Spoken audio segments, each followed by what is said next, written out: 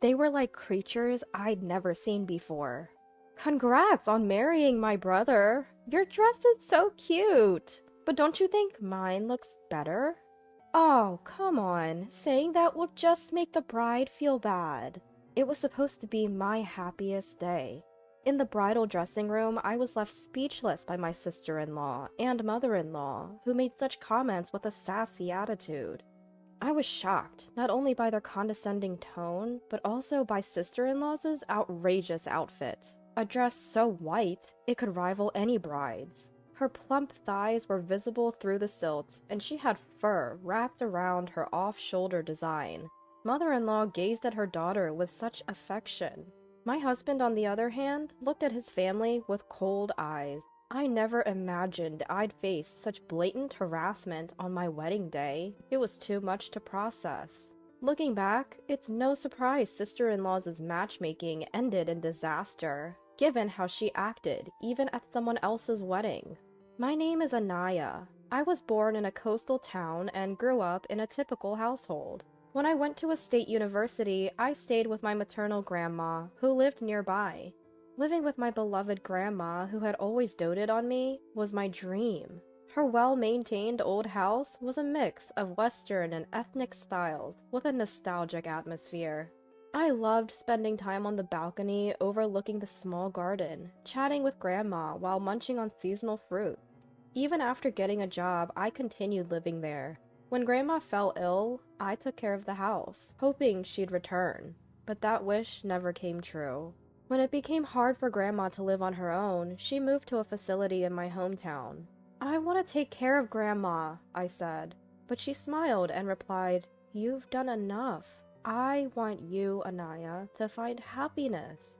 After grandma passed away, I married Jesse, who had always supported me. Now we live in the house filled with grandma's memories. But our supposedly peaceful newlywed life is constantly disrupted by those two women. How did someone with such a plain face and skinny body like you manage to marry my brother? One day, I was asked by mother-in-law to prepare lunch for sister-in-law due to a neighborhood association meeting. Instead of gratitude, sister-in-law greeted me with sarcasm. I just wanted to go home, but if I did, they'd just show up at my place. "Ask your brother." Sister-in-law, seemingly satisfied with her own conclusion, said, "Well, maybe you two are a good match, since he's not that great either." She then gulped down the curry I made. I bet she thinks eating in tiny bites in front of men is the secret to being attractive. Sister-in-law might seem devilish, but what's terrifying is her lack of malice. She looks down on everyone, including me and her brother, without a second thought. It's exhausting.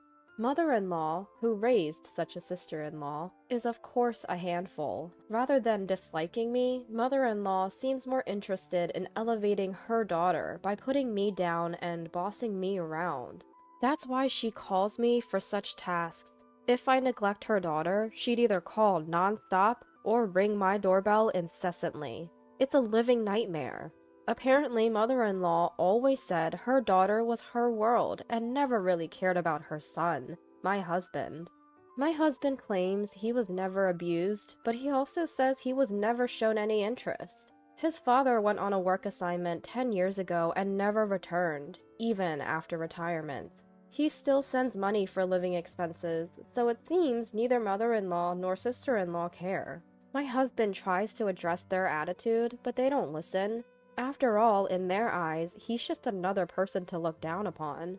Seeing my husband deteriorate more than me was heartbreaking, and I often gave in to mother-in-law's demands, which was my mistake. The two of them became increasingly unbearable, and we, as a couple, grew weary. We couldn't go on like this. Determined, my husband and I decided to hatch a plan.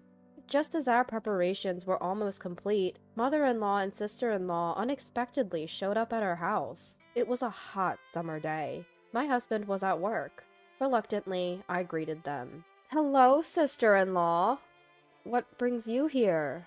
"Just because. We're the cute sister-in-law and mother-in-law. Does it mean we need a reason to visit? You should fix that stingy attitude." "It's hot outside. Let us in. You're so inconsiderate." I really didn't want to let them into Grandma's precious house, but to avoid causing a scene, I reluctantly let them in. I served them coffee and some cookies I baked the day before. What, no cake? I'm sorry, you came unexpectedly. Well, it's okay. Your cooking is decent, even if it's a bit plain. That's true. We'll give you that. Surprisingly, sister-in-law and mother-in-law complimented me. It felt more creepy than pleasant. The house is old, but spacious. It's passable. Passable? To me, this house is perfect. Actually, Elle is getting married. Mother-in-law dropped the bombshell out of the blue. Wait, this self-centered sister-in-law? I was momentarily shocked, but her getting married wasn't that surprising. She often bragged about her curvy body and her straightforward approach with men. It seemed to work on naive men, or those looking for fun. So, with the guy you had an affair with? I recalled a man she once mentioned. It wasn't an affair, we just met in the wrong order. It's true love.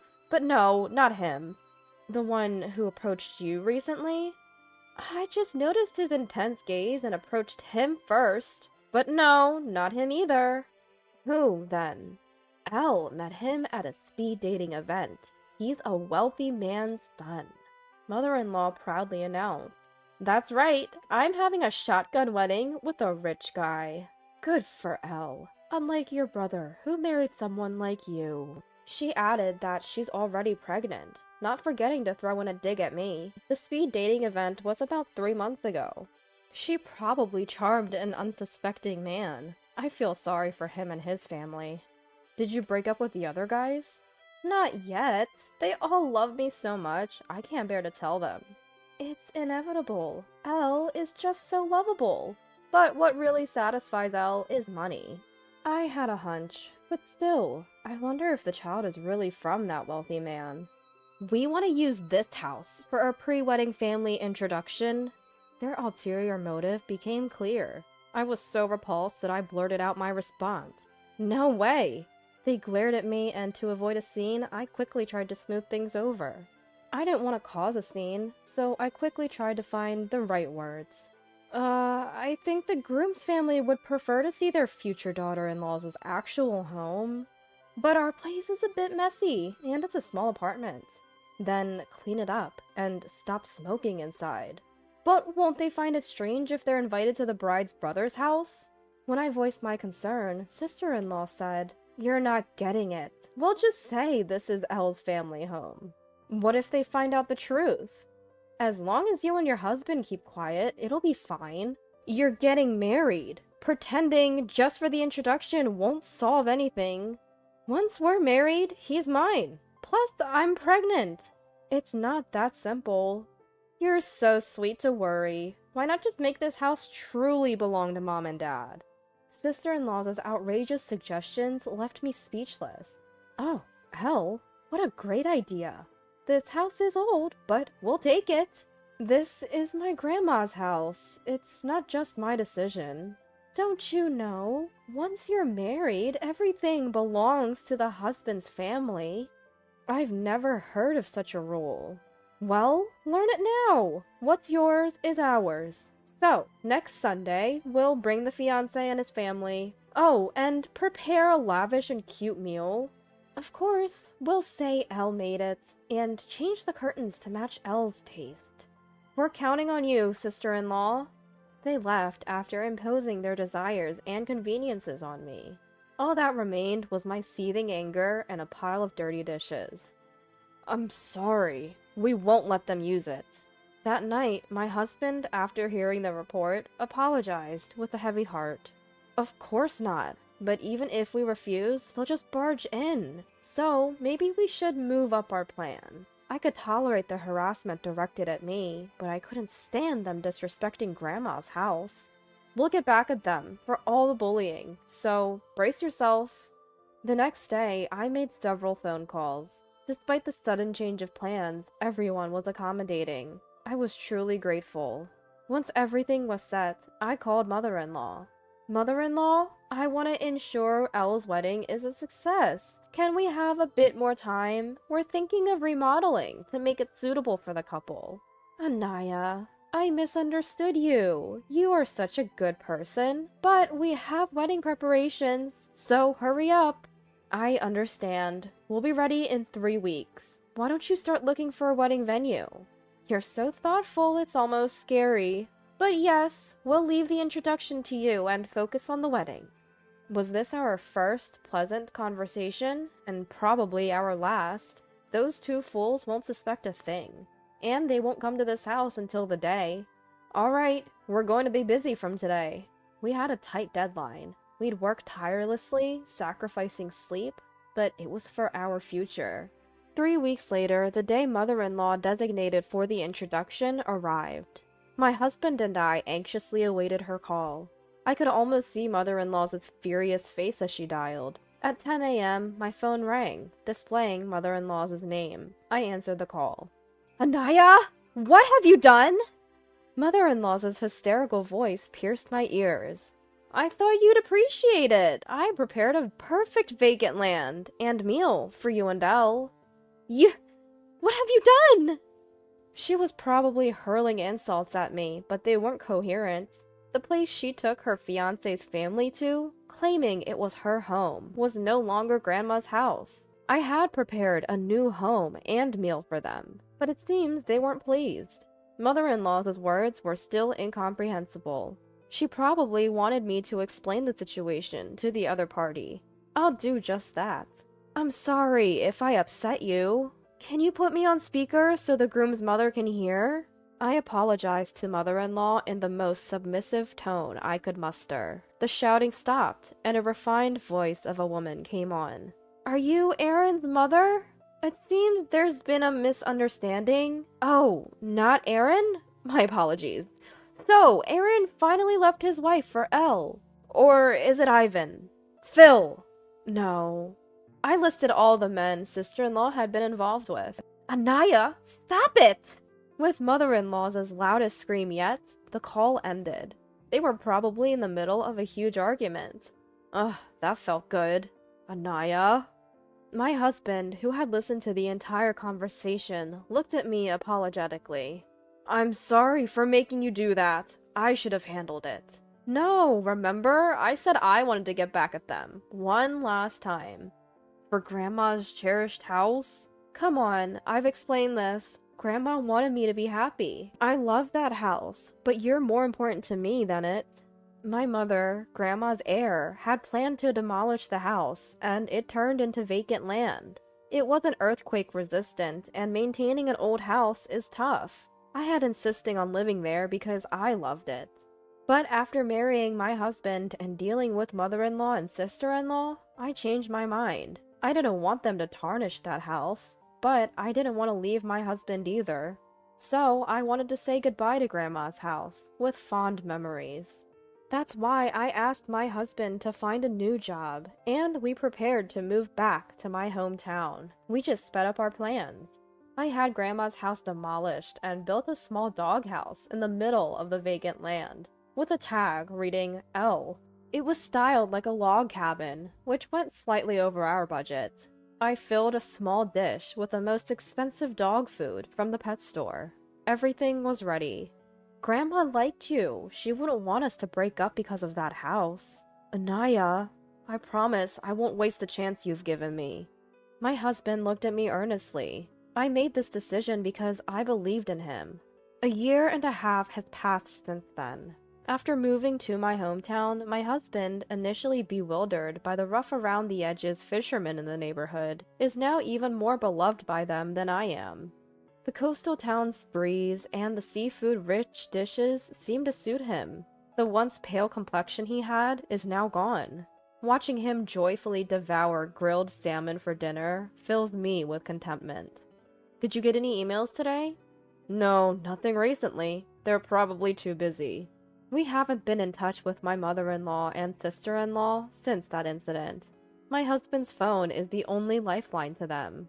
We heard about the doghouse fiasco from a neighbor who was close to Grandma.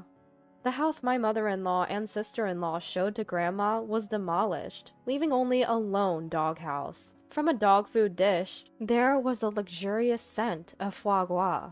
The two were in a frenzy, repeatedly claiming it was harassment from the brother's wife. After getting a hint over the phone about sister-in-law's questionable taste in men, the fiancé's family confronted them.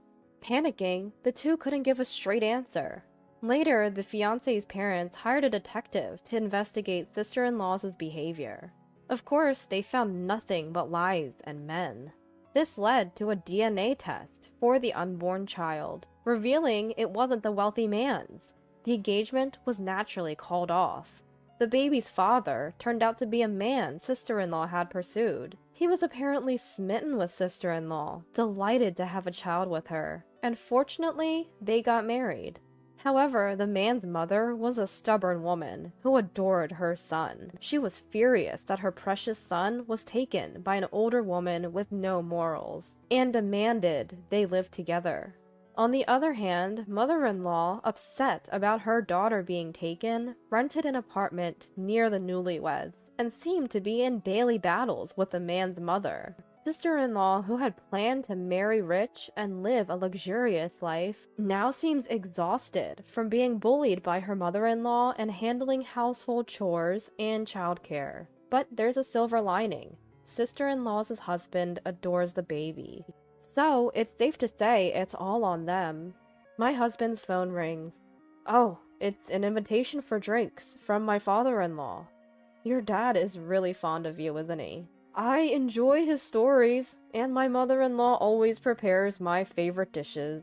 I realize now my own mother never asked about my favorites. This is what family feels like, my husband murmured. Don't worry, you'll be the kind of parent who knows all their child's favorites. Saying this, I gently rubbed my swelling belly, and he smiled warmly. I feel like we can achieve that in this home. He gazed at the caramel-colored beam on the ceiling. It's a magnificent beam we got when we demolished Grandma's house, incorporated into our newly built home as a memento of beloved Grandma. It was my husband who suggested preserving the beam when all I could think of was tearing everything down. That's why I chose a future with him. Let's make this a wonderful home, as beautiful as Grandma's. Yes, absolutely. In the quiet coastal town where you can hear the waves, stands our small house. This is where we'll build our happiness.